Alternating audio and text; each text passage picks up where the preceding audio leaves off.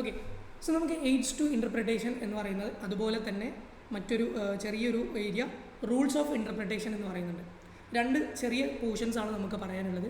ഇതിൽ least important ആയിട്ടുള്ള, അതായത് ഈ ഒരു ചാപ്റ്ററിൽ മറ്റൊരു അത്ര അധികം ഇമ്പോർട്ടൻസ് കിട്ടാത്ത അല്ലെങ്കിൽ എക്സാമിന് അങ്ങനെ ചോദിച്ച് കാണാത്ത ഒരു ഏരിയ ആണ് എയ്ഡ്സ് ടു ഇൻ്റർപ്രിട്ടേഷൻ. ഇൻ്റർപ്രറ്റ് ചെയ്യുക എന്ന് പറയുമ്പോൾ മനസ്സിലാക്കിയെടുക്കുക എന്നുള്ളതാണ്.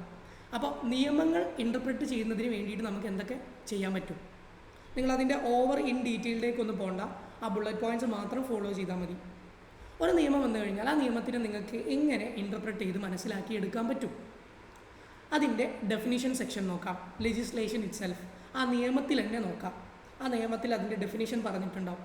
ഡെഫിനിഷൻ വായിച്ച് മനസ്സിലാക്കാൻ പറ്റുന്നുണ്ടോ നോക്കാം. ഒന്നാമത്തെ രീതി, എങ്ങനെയാണ് ഒരു സ്റ്റാറ്റ്യൂട്ട് ഇൻ്റർപ്രറ്റ് ചെയ്യേണ്ടത്, മനസ്സിലാക്കേണ്ടത് എന്നാണ് പറയുന്നത്.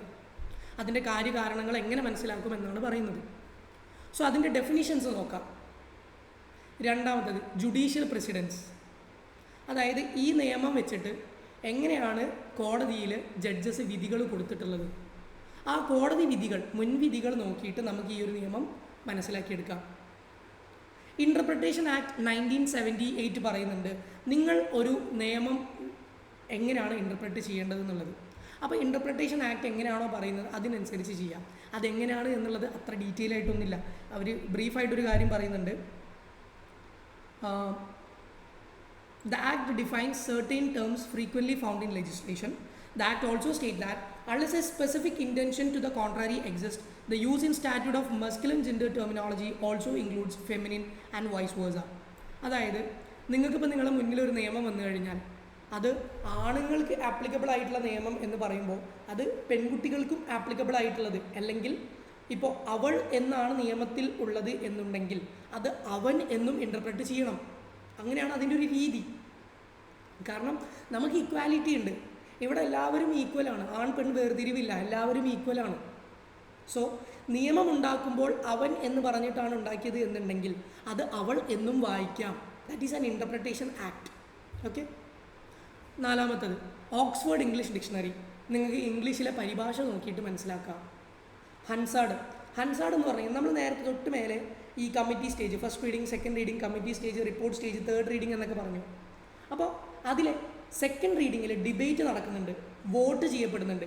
ഈ ഡിബേറ്റ് നടക്കുമ്പോൾ ഇതിലുള്ള ഓരോ വേർഡ്സും വെച്ചിട്ട് കാര്യങ്ങൾ ഡിസ്കസ് ചെയ്യുന്നുണ്ടാവും. ആ ഡിസ്കസ് ചെയ്ത എല്ലാ കാര്യങ്ങളും എഴുതി വെച്ചിട്ടുള്ള ഒരു ബുക്കാണ് ഹൻസാഡ്. അപ്പോൾ ഹൻസാഡിൽ ഇതിനെപ്പറ്റി എന്താണ് പറഞ്ഞിട്ടുള്ളത് എന്ന് നോക്കിയിട്ടും നിങ്ങൾക്ക് ഈ നിയമം മനസ്സിലാക്കാം. ഒരു നിയമം ഈ സെക്കൻഡ് സ്റ്റേജ് കഴിയാണ്ട് എത്തൂലാലോ, സെക്കൻഡ് റീഡിങ് കഴിയാണ്ട് എത്തൂലാലോ. So definitely there will be Hansard. So Hansard നോക്കിയിട്ട് നിങ്ങൾക്ക് മനസ്സിലാക്കാം. യൂറോപ്യൻ ലോ സോഴ്സസ് നോക്കിയിട്ട് നിങ്ങൾക്ക് മനസ്സിലാക്കാം. ഹ്യൂമൻ റൈറ്റ്സ് ആക്ടിൻ്റെ ആക്ട് നോക്കിയിട്ട് നിങ്ങൾക്ക് മനസ്സിലാക്കാം. അപ്പോൾ ഒരു നിയമം എങ്ങനെ മനസ്സിലാക്കാം എന്നുള്ളതിൻ്റെ ഓപ്ഷൻസ് ആണ് ഇവിടെ കാണിച്ചിട്ടുള്ളത്. The most important thing is rules. ഒരു സാധനം ഈ മേലെ പറഞ്ഞ നേരത്തെ നമ്മൾ ഡിസ്കസ് ചെയ്തിട്ടുള്ള ഈ എയ്ഡ്സ്, ആ പറഞ്ഞിട്ടുള്ള ബുക്കുകൾ യൂസ് ചെയ്തിട്ട് നമ്മൾ ഇൻ്റർപ്രറ്റ് ചെയ്യുമ്പോൾ, മനസ്സിലാക്കിയെടുക്കുമ്പോൾ നമ്മൾ ഫോളോ ചെയ്യേണ്ട കുറച്ച് നിയമങ്ങളുണ്ട്. അതാണ് important, the most important things. Rules of interpretation. ഒന്നാമത്തത് ലിറ്ററൽ റൂൾ.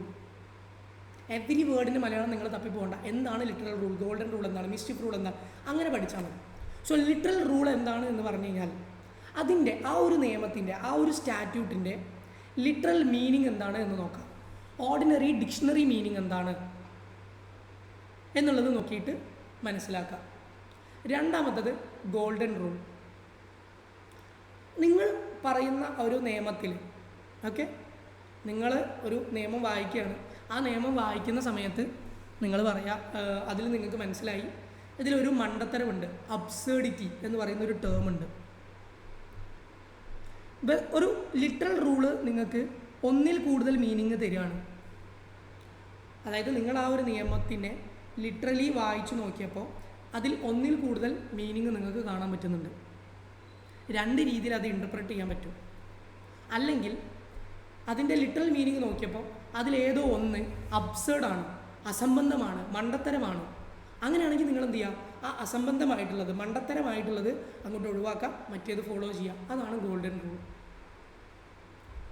മിസ്റ്റിഫ് റൂളും പേർപ്പസീവ് റൂളും സിമിലറാണ്. ഞാൻ ആദ്യം പേർപ്പസീവ് റൂള് പറയാം. പേർപ്പസീവ് റൂള് എന്ന് പറഞ്ഞു കഴിഞ്ഞാൽ Court is making a decision as to what they felt Parliament meant to achieve. Parliament എന്ത് പർപ്പസ് മീറ്റ് ചെയ്യാൻ വേണ്ടിയിട്ടാണോ ഈ നിയമം ഉണ്ടാക്കിയിട്ടുള്ളത് ആ പർപ്പസിന് വേണ്ടി മാത്രം ഈ നിയമങ്ങൾ ഉപയോഗിക്കുക. ഓക്കെ, പാർലമെൻറ്റ് എന്ത് പർപ്പസ് മീറ്റ് ചെയ്യാൻ വേണ്ടിയിട്ടാണോ ഈ നിയമങ്ങൾ ഉണ്ടാക്കിയിട്ടുള്ളത് ആ പർപ്പസ് മീറ്റ് ചെയ്യാൻ വേണ്ടി ഈ നിയമങ്ങൾ യൂസ് ചെയ്യാം. മിസ്ചിഫ് റൂൾ എന്ന് പറഞ്ഞു കഴിഞ്ഞാൽ, മിസ്ചിഫ് എന്ന് പറഞ്ഞാൽ എന്താ? തെറ്റ്, കള്ളം അല്ലേ? അപ്പോൾ കള്ളങ്ങൾ തടയാൻ, വേണ്ടാത്തരങ്ങൾ തടയാൻ വേണ്ടിയിട്ട് ഉണ്ടാക്കിയിട്ടുള്ളൊരു റൂളാണ്. അപ്പോൾ അത് അങ്ങനത്തെ കാര്യങ്ങൾക്ക് മാത്രം ഉപയോഗിക്കാം. ഓക്കെ അല്ലേ? മിസ്ചിഫ് റൂൾ എന്ന് പറഞ്ഞാൽ ആ എന്ത് മിസ്ചിഫ്, എന്ത് തെറ്റ് തടയാൻ വേണ്ടിയിട്ടുണ്ടാക്കിയ റൂളാണോ അതിന് വേണ്ടി യൂസ് ചെയ്യുക.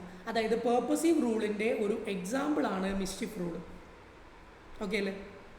അഞ്ചാമത്തത് യൂസ്ഡം ജനറിസ്.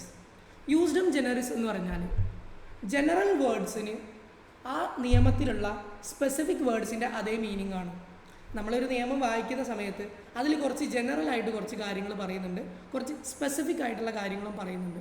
അപ്പോൾ ഈ ജനറലായിട്ട് പറയുന്ന കാര്യങ്ങൾ എന്താണെന്ന് വെച്ച് കഴിഞ്ഞാൽ എന്താണോ സ്പെസിഫിക്കലി എടുത്ത് പറഞ്ഞിട്ടുള്ളത് അതേ മീനിങ് ആണ്. ഫോർ എക്സാമ്പിൾ, നമ്മളെ സ്റ്റഡി ടെക്സ്റ്റിലൊരു റൂളുണ്ട്, ഒരു ലോ ഉണ്ട്. അതായത് ബെറ്റിങ്